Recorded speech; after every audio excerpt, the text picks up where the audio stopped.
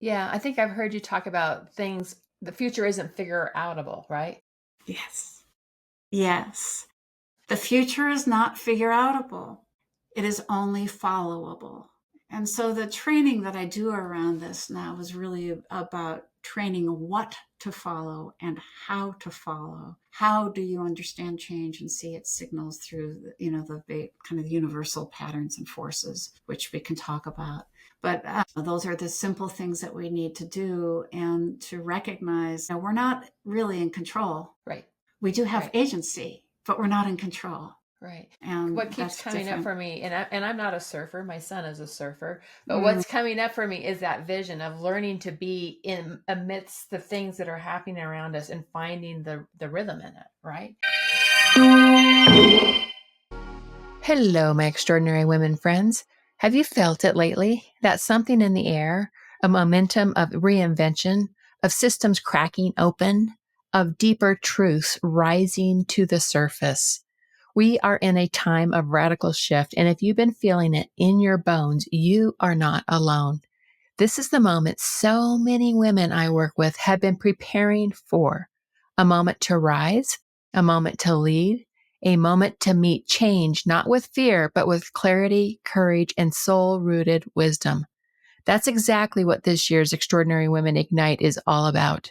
We are gathering in November for our 11th year, and it's going to be unlike any before because the call is louder, the change is deeper, and the women showing up are ready to ignite something truly extraordinary. Early bird tickets are available now at CamiGellner.com/ignite. And if your heart is stirring, I hope you will join us. Today on the podcast, I am thrilled to welcome Cecily Sommers, globally recognized futurist and best-selling author of Think Like a Futurist. Cecily teaches leaders how to read the patterns of change so they can lead with wisdom in a world reinventing itself. We talk about change literacy, the spiral nature of transformation, a theme close to my heart from my book Fire Dancer, and how to stop trying to figure out the future and start learning how to follow it. This one's for all the women feeling the edge of something new. Let's meet Cecily Sommers. Well, welcome to Extraordinary Women Radio, Cecily. I am so excited to have you here today. well, I feel honored to be considered an extraordinary woman. So I feel like we're in good company. Thank you so Oh, much for well, having me. you're definitely an extraordinary woman. And I think this is the first time I've ever spoken with a futurist on Extraordinary Women Radio. So I'm really excited about this conversation today. And I think it's really timely. And I got to see you speak on Renelle Dar's on her podcast, and I was like, oh my gosh, I need to have you on my show because I loved everything that you spoke about, and it really resonated with me. So I'm stoked to hear some of your wisdom today and see what you have to share with us. Thank you, giving me like another platform for my mission to spread and scale change literacy. So Yeah, thank you for that. Yeah. yeah, cool. This is so good. So I want to start with your personal story. How did you become a futurist? What's the journey that you took Oh, into goodness. being a Yes. futurist? Well. It's an unconventional one because first, nobody really starts out saying, I want to be a futurist when you grow Right, up. right. So my earliest dream was to become a dancer, Mm, which I did. I did. I very started cool. taking ballet lessons at 5 and became serious about it. And um, finished high school at the Interlochen Arts Academy, boarding school for pre-professional artists, and had my first job with Omaha Ballet. And so I continued to do that. And along the way, decided to go to university, trying to reconcile how do I have my career, but also take care of my very hungry mind. So I got a bachelor's of fine arts, and as a process, part of that degree program had to take anatomy and physiology, and made the very unexpected discovery that, wow, anatomy clicked, sciences clicked in a way that I hadn't known. Mm, So that later, when I was dancing with now a modern dance company in Chicago full time and teaching dance kinesiology and ballet on the side, having to cobble together more money um, and interest, I finally, had a reckoning, which I think is often what happens between chapters in our lives, where I had, when my dream has come true, but I'm not happy. What now? Right. And that And definitely can happen for us, right? I think it does. Yeah. Maybe, I only live my own life, so I don't know other people's, to be honest, of course. But it appears that I think there is a reckoning in every dream, that I would agree. every time we start something new with all of our hopes and actually the early stages of discovery and creation, there's often a place of disillusionment that precedes a transition. Yeah. And how we manage that is part of what dictates the paths we take. Yeah. Yeah. I can definitely see that happening. And so as you found this discovery of this calling for something different, you had discovered, and another piece I like about this is just the dichotomy between the dance and the science, right? And Yeah. I think that's what makes each one of us so special is when we can find these dichotomies that don't always like logically fit together, but then they make us unique in who we are. And I think that's the beauty of discovering that. So how did that lead into the world I of? would maybe go a step further in saying that that's a lesson life is trying to teach us, Oh yeah. is that truth and our full expression lives in the paradoxes. Mm-hmm. That Mm-hmm. contrariness and opposition is a tension where there's deep richness. Mm-hmm. And also that what can cut through what feels like opposites is actually to see where they unite. Mm-hmm. And for me, what was true about that was, when I was dancing and, studying anatomy with cadavers and peering inside these bodies, feeling kind of overwhelmed with a sense of awe, really, of like, wow. And some recognition that science and art are asking the same questions, that in many Mm-hmm. ways they are a similar pursuit. One is initiated from inside ourselves as an artist, and certainly for me as a dancer, from inside my own body and that awareness. Mm-hmm. And the other is initiated through kind of an awe and wonder about the world and our place in it. But we're doing the same thing in many ways. And Yeah. for me, studying anatomy a lot gave me a map for how things work that unlocked more in my training. It Mm-hmm. unlocked more in my teaching. And so there is a theme in me, which is that I'm kind of underneath the artist, as I'm also a real geeky girl. I love to take a look at how things work and map them out. Mm-hmm. And I find it to be really empowering, once we really understand that. So when I was, realizing that I was ultimately in love with dance, but not with the life, Mm-hmm. and having to ask, how might I once again reconcile those things, I decided that I would become a chiropractor.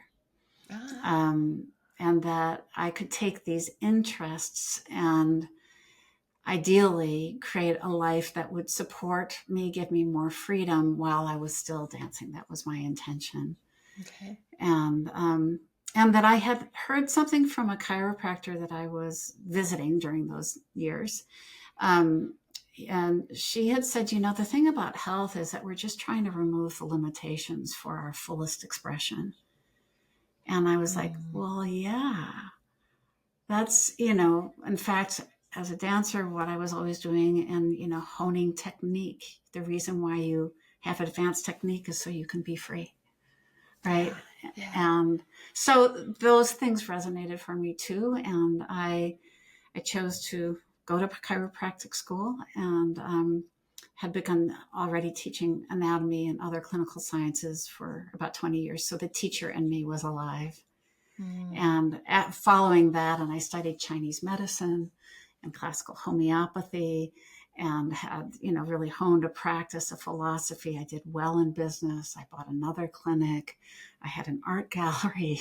I did all kinds of things that allowed me to recognize the next discovery was that I had a real knack for business. I had no idea, but in particular branding. And so now I was, teaching even more and consulting around growing your business. Yeah. And so in 1998, I sold my clinics and moved on to doing the consulting and brand strategy. Who are you and where are you going? Which are still the questions that I think guide strategy always. Yeah. And the where are you going piece in brand strategy was really about trends.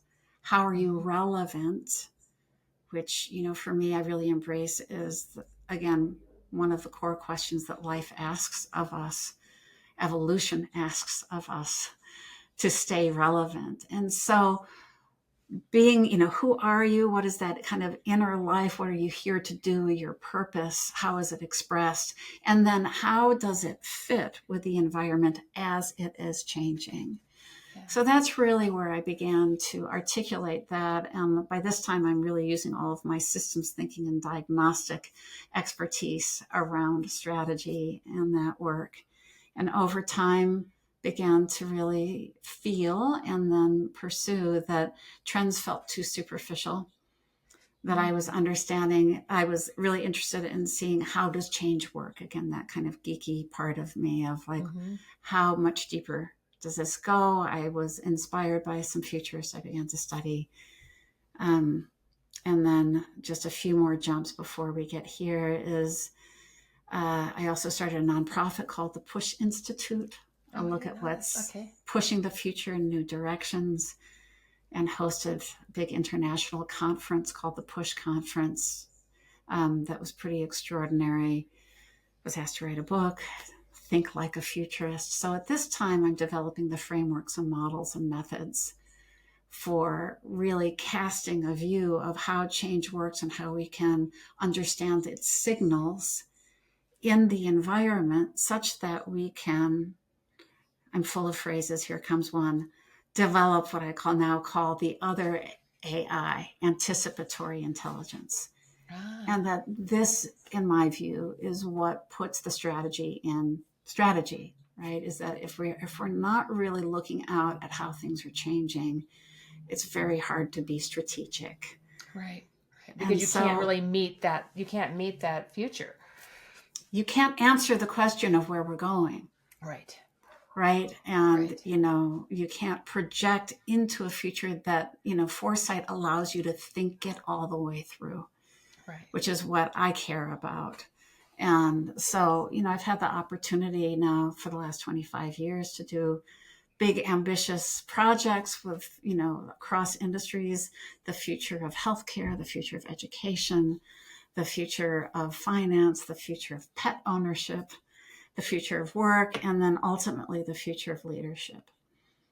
And so that kind of brings me into, how I have continued to evolve and currently to recognize, especially for now, and casting a view of the future of leadership, that foresight itself is a key instrument for cultivating what we need as leaders. And even more profoundly, I believe foresight is what cultivates wisdom. So it's not the only thing. That.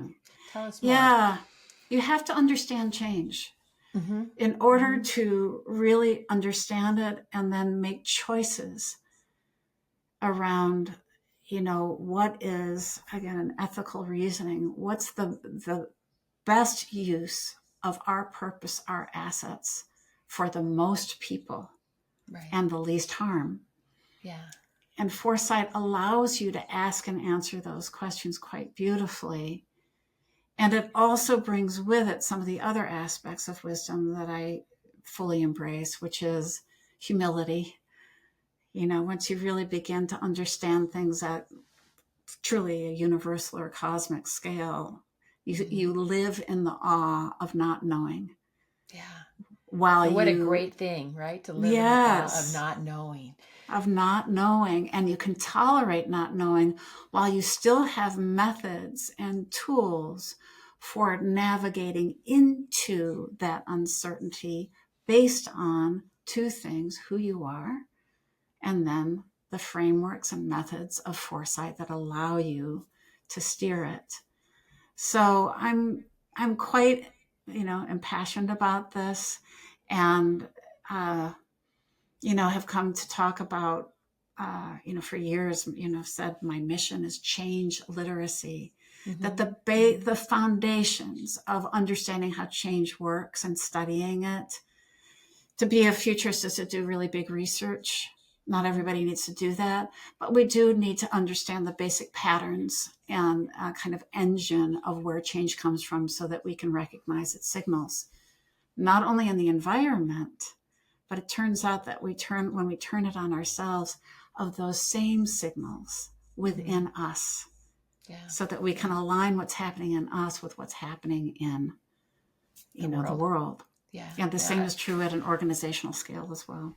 Yeah. I love this so much. And so when you're talking futurist, you're not talking about like predicting the future. You're actually talking about being present in the change, what's happening around us, being present in the change that's happening within us, and working with those two together. Is that accurate? Oh, so beautifully said. Seriously, I thank you for that. Yes, you got it. Mm-hmm. So, no, I do not do predictions. Right.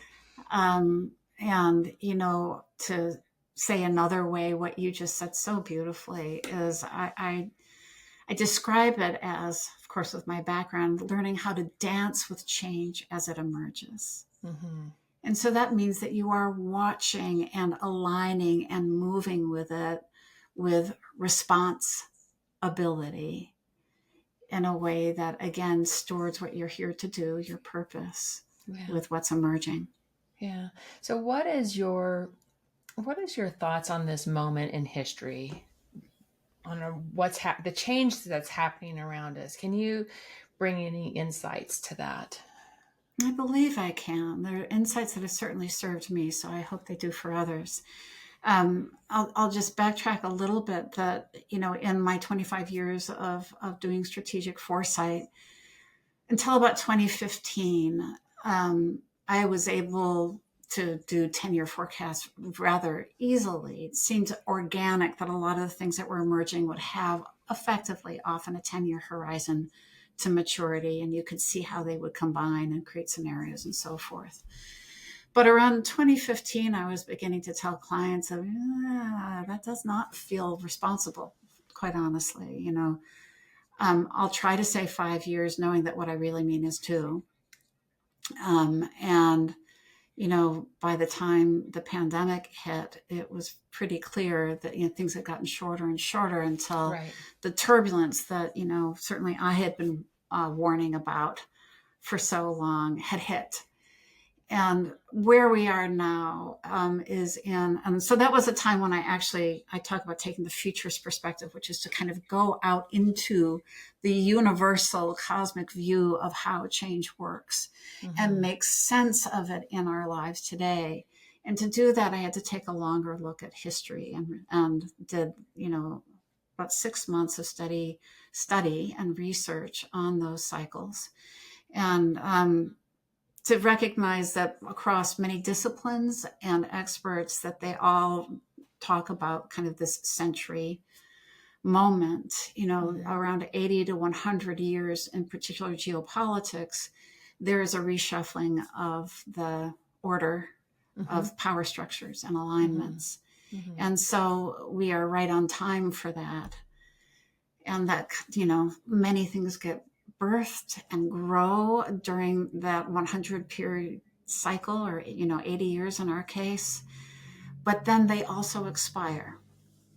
And Right. the institutions, the paradigms, the worldviews, the alliances start to shift and actually dissolve. And then you have forces that come forward and say, let's take advantage of this and leverage it Mm-hmm. for our own agenda. And that's happened again and again and again. So that cycle of order, disorder, and reorder is the grand cycle of change, Yeah. And we've right? been able to track this back through history to see that Yes, this happens over and over again. over and over again. And so for those of us who, have had the opportunity to live in the US during these last, 80 years, and in particular since the 50s and 60s, we've come to believe this is, we The came to way it believe that is. we had figured it Yeah. out, Yeah. Yeah. actually. Yeah. Francis Fukuyama, very famously had this book, The End of History, like, this is it. We have figured out this global world order, and have found a way to have lead democratic principles, and that now this is the thing that holds peace, stability, and prosperity for all time. And it doesn't, Yeah. because change and reinvention continues to occur. Humans are still humans. Nature is still nature, and going through these same cycles. And so we are very much in a period between eras. Mm-hmm. One of my phrases is that we are not in an era of great change. We are actually in a change of eras. And history also teaches us that the transitional period between eras can be quite long, because things are going through disorder while other things are coming into being. And we can't quite sort out exactly when it ends or what it would look like and how to get there. So we are now quite literally in a sensing time, Mm-hmm. where Sensing what's we happening around us, sense learning to making.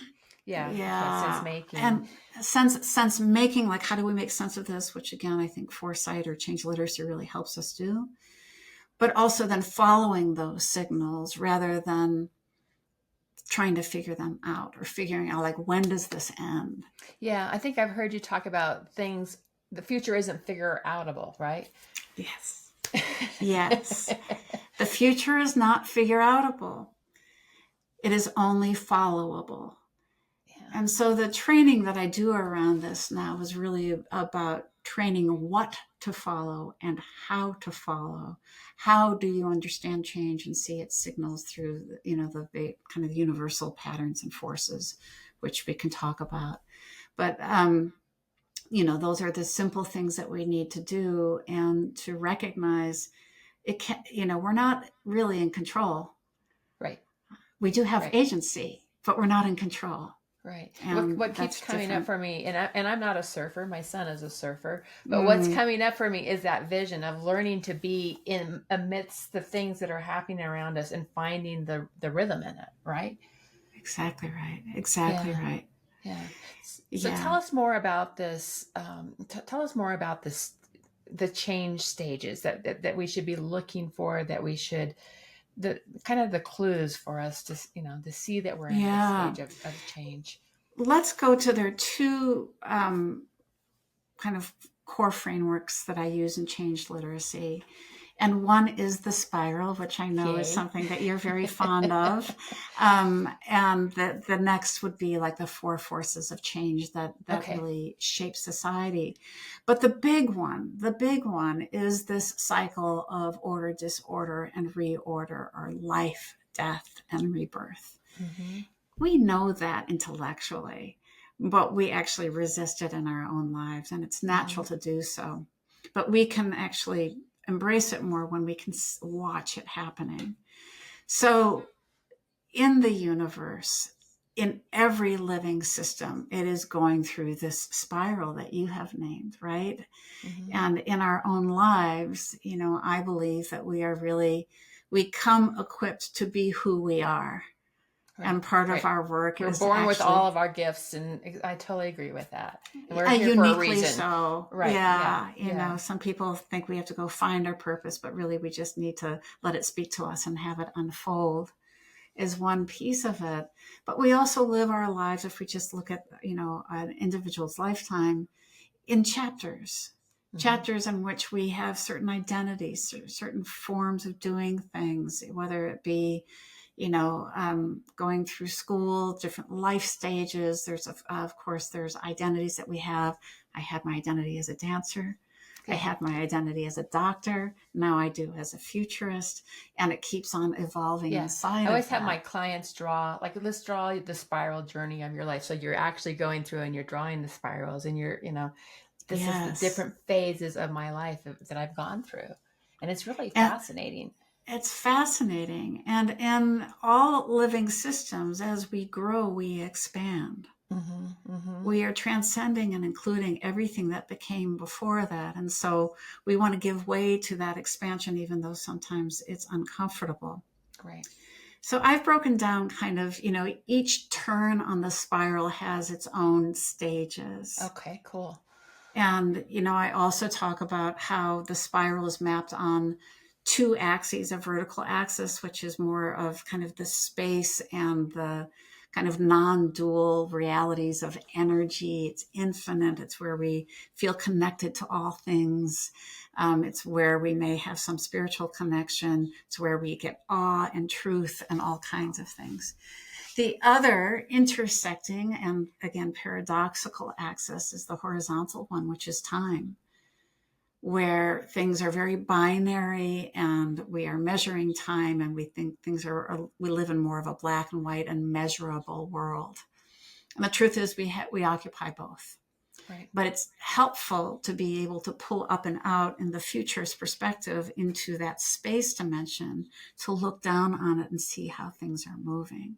Right. So when we are, but each chapter usually is fairly wide and it looks like it has some clear form on the horizontal scale. Mm-hmm. I am a dancer. I am this age. I do these things. And in the beginning, as we are taking new form, we're kind of pulled towards something.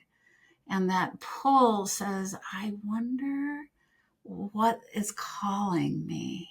Right. I don't know why, but I'm going, yeah, kind of like that.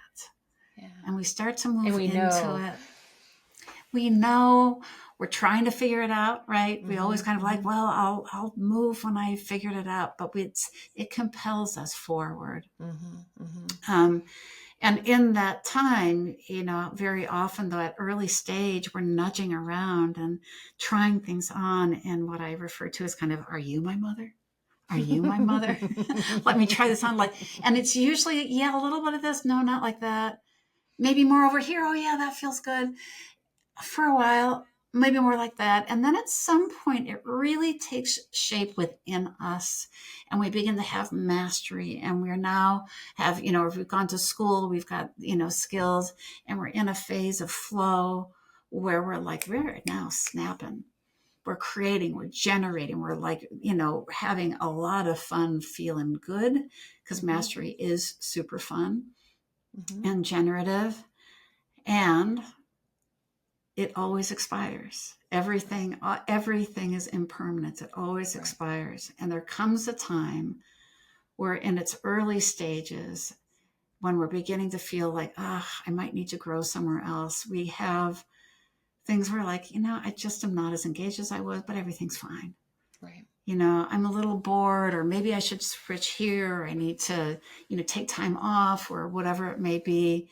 If it goes on, it may look like fatigue and boredom, mm-hmm. resentment, all those things that say, I'm not alive. I'm right. not as alive as I once was, which are the nudges of information without needing to analyze it. Oh, this is interesting. Right. I'm not as alive here. And at some point, like as I, shared in my story of, making some career changes, there's usually a reckoning.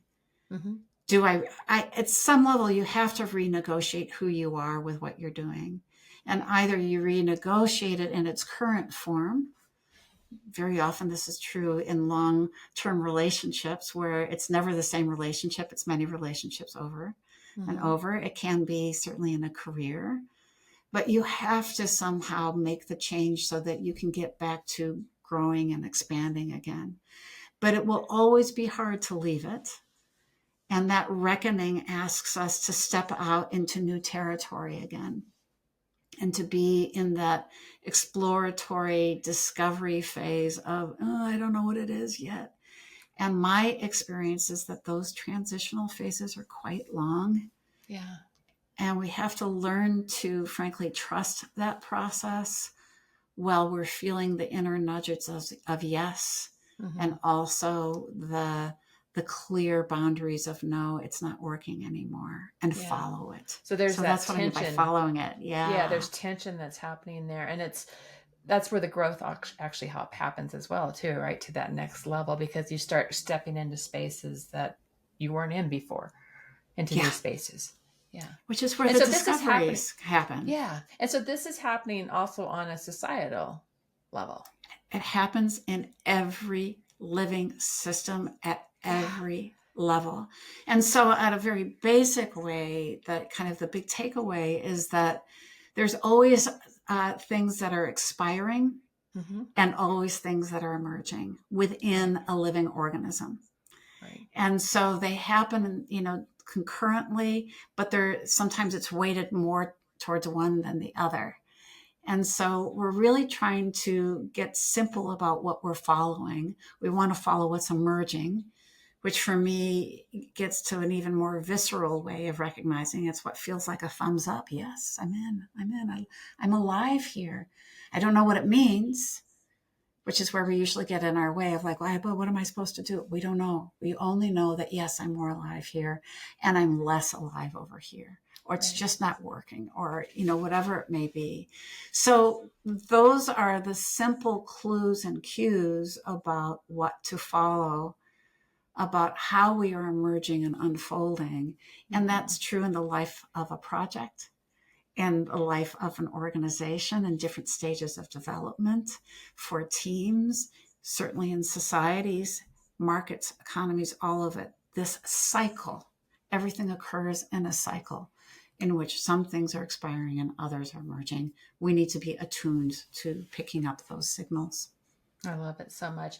So as we start to tune to things are happening around us, how do we really tune into this, reconciling what's happening for us and our gifts and what we bring into the world and what's happening in the world and serving in with our gifts in that world? How do we reconcile and meet that space in the here and Yeah. now during the change?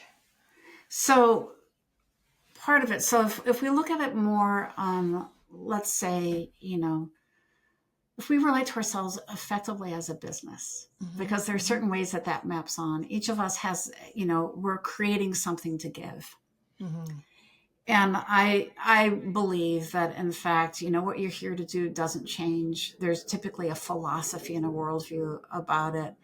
And so you're trying to meet the needs of certain people in certain ways, and you have unique gifts to do so.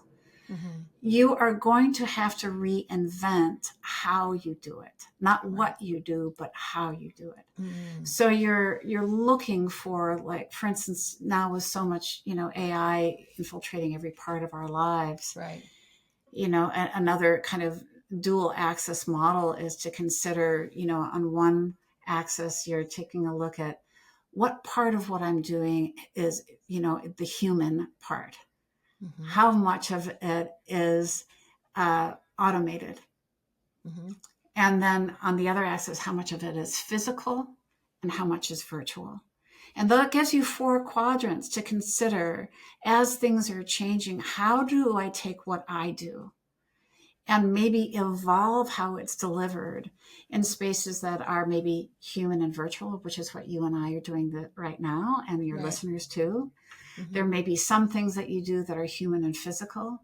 There are going to be some that are automated and virtual, and sometimes that are going to be automated and physical, right? So you start to pay attention to how things are moving and say, I need to stay relevant. I'm not changing who I am or what I'm about, but I do need to keep creating in a way that fits In things the and mix of the trying it world. out. Yeah. Endless and continuous reinvention. So we're reinventing on kind of a large scale evolutionarily, but we're also reinventing from moment to moment in this kind of experimental trying things on, and being willing to do that, taking risks, Yeah. You don't wait to take one risk. You're taking small risks all the time.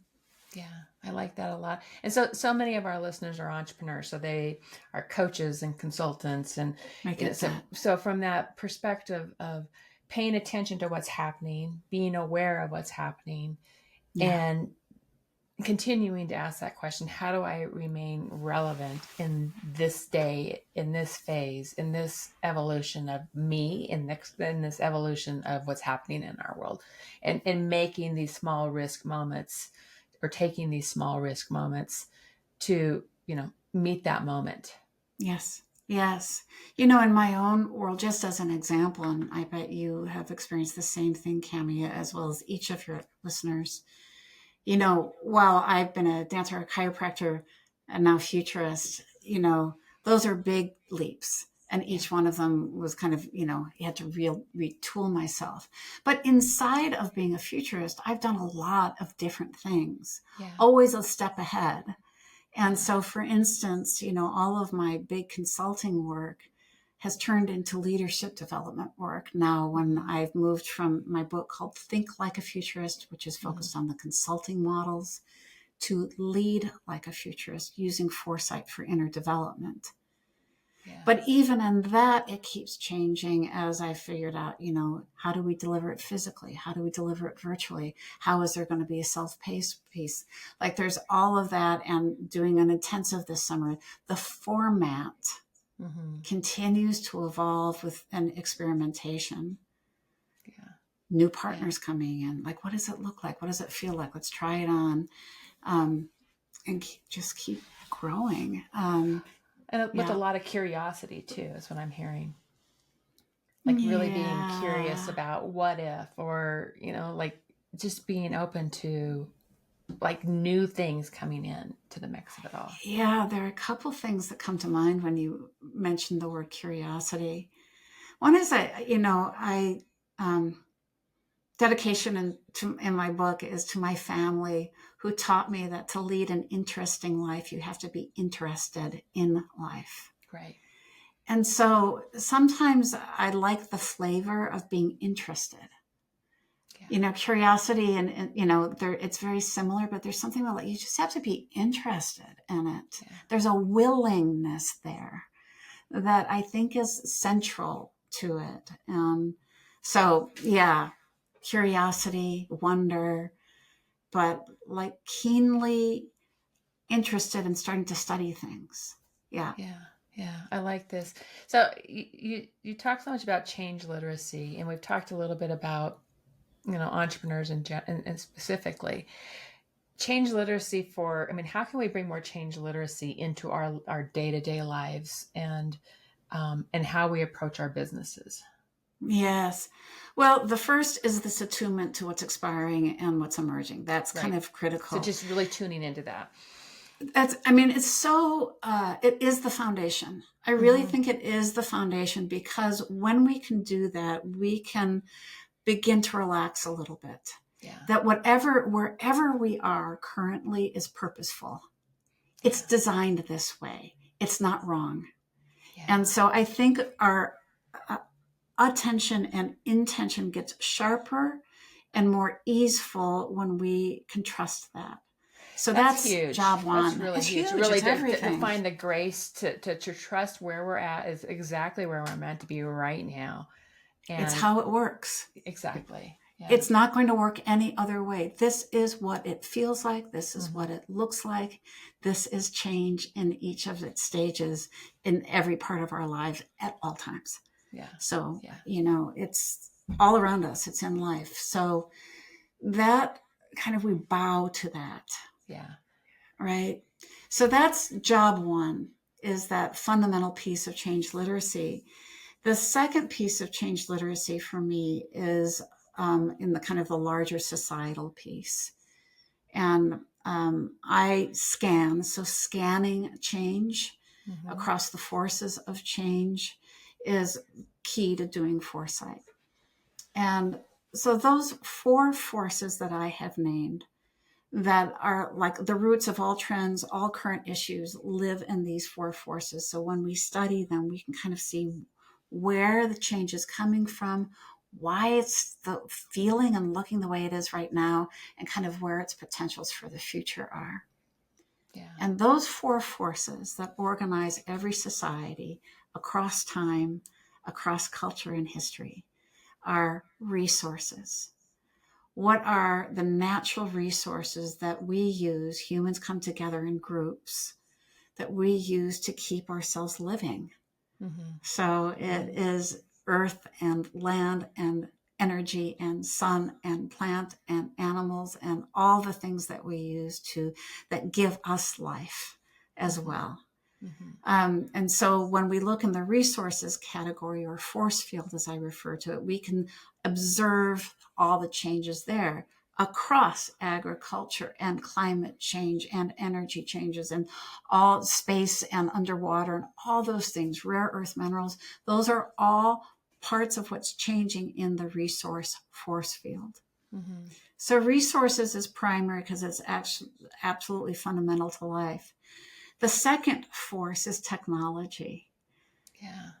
Right? So Which is humans, changing so fast, right? so fast, and is so defining in how we shape the world. Mm-hmm. We invent tools in order to harvest our resources, and then also to invent things that make things easier and more convenient, but also fulfill our wonder of like, how many centuries was it that, humans had really imagined it would be so great to fly, Right. right? Right. And bit by bit, finding the ways and tools to imagine that and create it. So technology, when we look at that force field, yes, it's massive now. So, but we want to study what are the emerging signals there. In particular, right now, AI is basically embedded in almost everything that we use and will become more and more so, cleaving to our biology as well as each thing and environment that we are in. Right. And fast, so that's a Right. whole discussion in itself. The third force field is demographics, Okay. because every group seeks to stabilize itself with a strong group that has a good distribution of working age and procreation and talent and skill and wisdom and all of those things. So the changing demographics that are happening within our society. Yes. And we are in a time, of course, where we've had more population. We Right. also have the technology to keep people mobile and to have many people who become dislocated by choice or otherwise, climate refugees, conflict refugees, economic refugees. And if they're not refugees, they're doing it by choice. And what happens with that, of course, is a backlash, which is what we're experiencing now. But it's in part because we have more people on the planet, some areas of the world that are older and aging out of their replacement rate, while there are others who are seeking jobs and move to fill in that. And it seems to be a really nice solution until culturally it's not. Mm-hmm. And that's where we are currently. But the demographic imbalance isn't going away. And so this will continue to be something that we have to find solutions for, some of which may be automation, but it's also people driven. Mm-hmm. The last force field is governance. Mm-hmm. Mm-hmm. So when people come together to cooperate at scale, they need rules that govern them. Right. And so we make up rules of law, rules of the market, rules of the house at home, rules for our organization of how things work. And so those rules are, again, kind of belief systems that ultimately expire also. They can break down, which is They what we're break, seeing they some of, don't, right? we Yeah. find their limits, right? Right. We find their Mm-hmm. limits, which is what's happening now, is Right. that kind of the rules-based society that we had created has found its limits, and it's now falling apart in certain ways. Mm-hmm. But governance of some sort is always required, but we're in this in-between phase again. If we don't know exactly what that's going to look like, in particular because we have new modes, mostly ushered in by technology, of how we shape opinion, how we exercise an economy, whether it's cryptocurrencies or, began long ago, it feels like, with e-commerce as being revolutionary, but so much more that is beginning to reshape how we hang together as a group. Right. So we're in this great, it's sometimes called an interregnum between regimes, an interregnum period in which we are at critical tipping points for resources, for technology, for demographics, and in governance. And they all kind of come together and work They sure with each do. other or against each other. That creates the messiness. And it accounts for the trends we see on the surface. Trends are, I believe, superficial expressions of what we care about as change is happening. So trends and current issues and the cultural context with which we kind of manage the tensions that are coming up are expressed there, but we can see the roots of them as to why it's happening. Like, all of those issues can be seen in each one of those force fields. And when I work with organizations, very often, depending on what industry they're in or what kind of business problem or opportunity they're trying to solve for, we're able to map the kinds of things they need to be watching. What are the most critical for your interests? And how do you kind of pay attention there? It's not everything.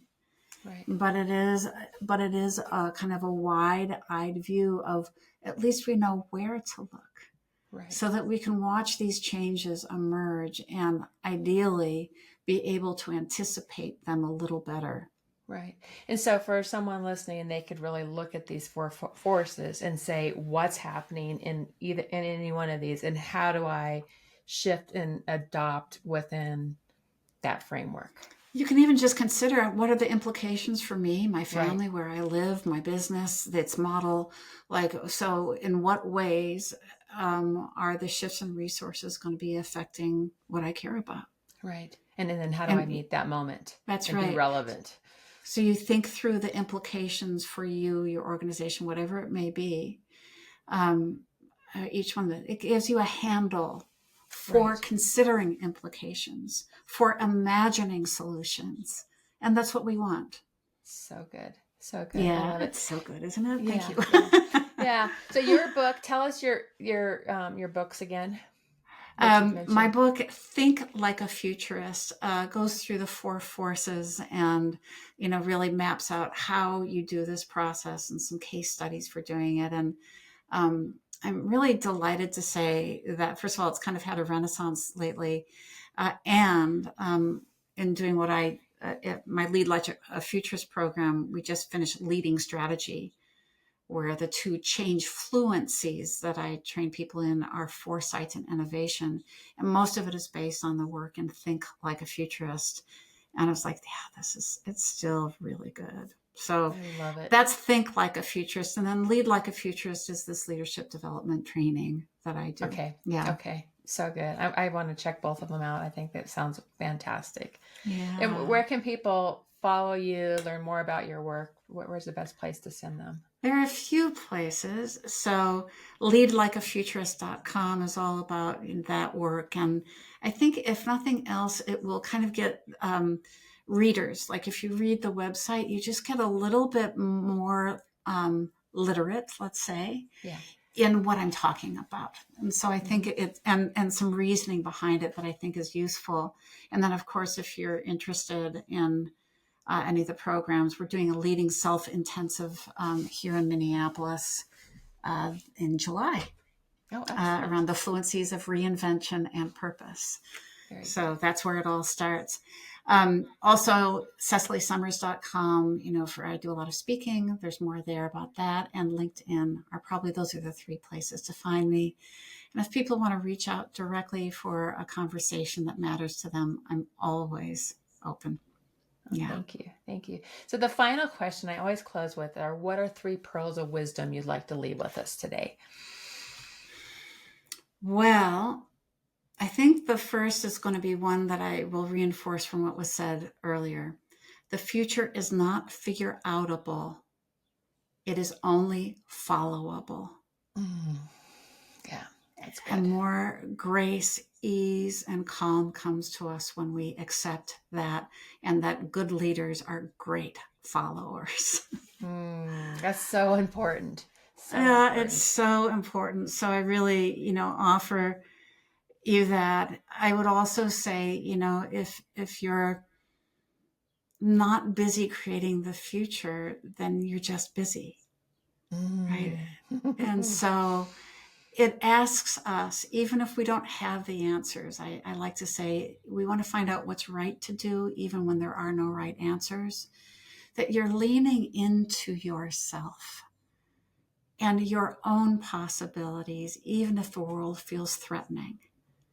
Mm. It's just you have to keep leaning forward. Yeah, love it. And maybe the last thing is just to what I had said earlier, trust that all change is purposeful. Yeah, So let's use it. Yeah. yeah. Cecily, this has been so interesting and so much fun to have this conversation with you. Thank you for bringing all your good wisdom today and sharing, just all of this, a way for us to look at the world right now and see it through a different lens. And I really appreciate it. So thank you. Oh, thank you so much, Cami. Thank you for the work that you do as well. It's a pleasure. Thank you. Thank you.